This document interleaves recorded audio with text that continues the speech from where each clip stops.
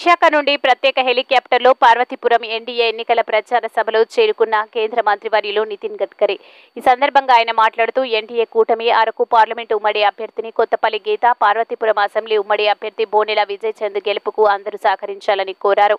రైతుల కోసం ప్రధానమంత్రి మోడీ ఎన్నో అవకాశాలు కల్పించారని, పేదరికానికి కారణం పనికిరాని ఆర్థిక సంస్కరణల కారణంగా గత ప్రభుత్వంలో ఇబ్బందులు పడ్డాము, ఇప్పుడు మోడీ సారథ్యంలో ఇవన్నీ అధిగమిస్తున్నామన్నారు. Our government under the leadership of Prime Minister Narendra Modi ji has given special priority for water conservation, water storage, drinking water, and at the same time giving priority to complete the dams, big dam projects in whole country. Narendra Modi గారి ప్రభుత్వం నీటి పారుదల కోసం ఎన్నో రకాలైన పథకాలను అమలు చేసి దానికి చాలా ప్రాధాన్యత ఇస్తున్నారుగా మనం చూస్తున్నాం.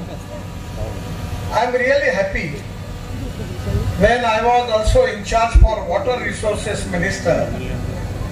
I have sanctioned the big important project in Andhra Pradesh named as Polavaram.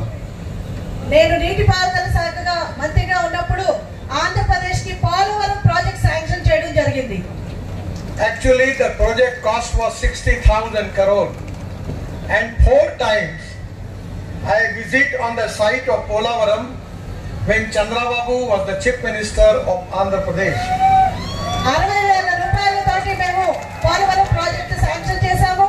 4 సార్లు నేను ప్రాజెక్ట్ సైట్ చంద్రబాబు నాయుడు గారు ముఖ్యమంత్రి ఉండగా నేను అక్కడికి సందర్శించడం జరిగింది. But I am really unhappy that because of the politics in the state, still the Polavaram is not completed. రాజకీయాల కారణంగా ఈ రోజుకి పోలవరం పూర్తి కాకపోవడం నాకు చాలా బాధనిస్తుంది. Actually, at that time, the 1300 TMC of water in Godavari is going to the sea. It is a wastage. At that time, I planned 3 schemes, and that scheme was taking water of Godavari into Krishna, Krishna into Pennar, and Pennar into Kaveri, and taking tail end of Tamil Nadu, we can resolve the water problem in the whole South India.